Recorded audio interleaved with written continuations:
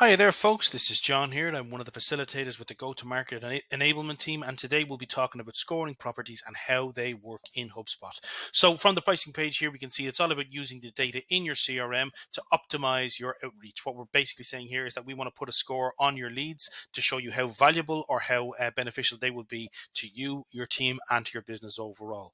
So, the whole process of this is about automating the lead qualification process. We want to make sure that this is done by machines. It's automated. You don't need to do any heavy admin on your end. It also offers the options for customers to customize their own scores, so they can create multiple score sheets for their business needs, for perhaps their different teams, and they can also customize each of those as they go if their business strategies or business needs might change over time. And the real sort of proper use case that we can see here is, as we can see in the testimony, the lead scoring feature is brilliant. Our sales reps check their dashboard each day to see which leads they need to focus on. So that's what the score does. Gathers all the information into one easily digestible number to show sales reps or marketing reps the value that that customer has for their specific team. So how does this work in the CRM in practicality? If we look at the contacts dashboard here, we can see the properties have been added into the view. Again, you can do this by going to Actions, Edit Columns, and selecting the properties to view. We can see we have Marketing Score, Sales Score, HubSpot Score. HubSpot Score comes out of the box, but what these numbers represent is a series of criteria that have been scored by me and set by me to show a value to me on where these customers are within maybe their life cycle stage or within my business needs. To see the breakdown of where these numbers are, coming from, we can actually go into the lead scoring area of the tool itself. If we go into settings, it brings us to the settings page, go into data management and click properties. We can then search the search bar for score, or we can go to the field types drop down and search and click score. And this brings us to all the score properties that we have available. And we can see here that one of them comes out of the box. The HubSpot score comes with every customer. It comes out of the box as well here, but I've also built my own custom ones, marketing score and sales score. Now, just to show you quickly, I will also show you how you can create this property, and because it gives us the default view of the areas that we have to fill. If we go to create property, go into contact information, let's say, I'm just going to type in score 1. That's the basic name that we're going to have for it. And again, field type we select will be score. Build a score out. Now here we can see the bare bones of the tool.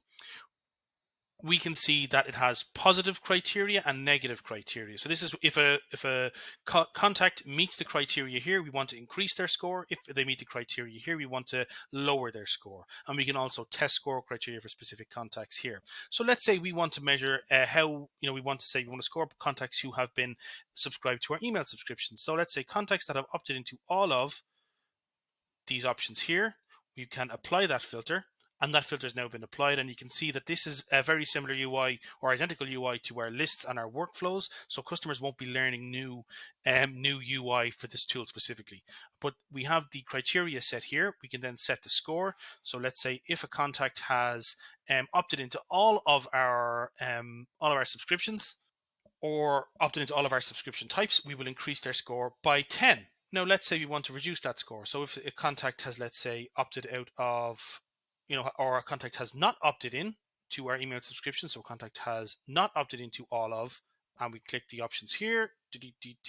Where's it gone? There we go. There we are. Click it. So if a contact is not opted in, we want to reduce their score by, let's say, -5. So this will be reflected on, once this property is created, it will be reflected on the view here in the contacts dashboard. So that's how you would start from scratch. And again, if you wanted to test the score criteria, let's take an example here. Look at Max here, test. And we can see that Max doesn't meet any of these criteria. He has neither opted into, he hasn't opted into any of them, and he hasn't opted into any of them there. So we can see there the score is 0. And we can do this testing for every contact that we have. If we see a contact and say, how has that score been calculated? We can see exactly how that contact meets that score. So now I'm going to quickly show you a look at some examples that we'd have. Say for sales, this is a sales score that I've set up here. And again, this is just for use cases that you can maybe show your customers here. If we have a customer whose first deal was created less than 30 days ago and whose lifecycle stage is SQL or opportunity, and their amount is greater than, let's say, 10,000, or their amount is less than or equal to 10,000, they will be scored differently. So let's say a contact created 30 days ago, give them 10 points. If they're an SQL or an opportunity, increase it by 20 points. If they're a deal amount, again, have at least one associated deal which is greater than 10,000, increase their score by 100. However, if their amount is less than or equal to 10,000, only increase it by 50. So this way we can see the scores and see the value of how our customers will appear.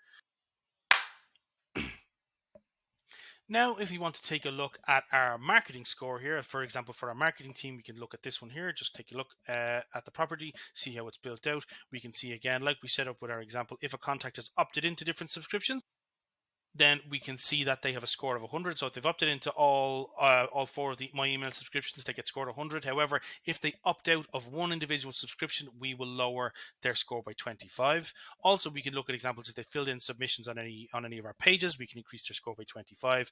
If they haven't had any emails bouncing, we'll increase their score by 10. However, if they have had emails hard bouncing, then we can reduce their score by 20. So this is completely customizable for the users that we have, their specific marketing needs. And also we can see here, as I mentioned, with the workflow and list criteria, we can make criteria as complicated or as detailed as we want, or as simplified as we want in the full list here.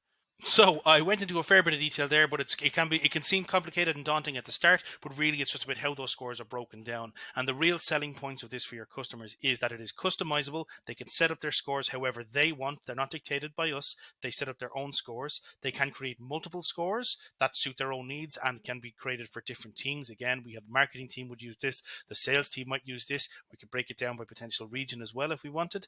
But these scores do all the heavy lifting for you without doing any manual calculations or going through workflows or going through reports. It's all visible on the contact record or in the contacts dashboard view. And it also allows us to summarize the data that we already know into just one clearly digestible number. So I hope that's been helpful. There will be resources provided in links below. And thanks very much. Bye-bye.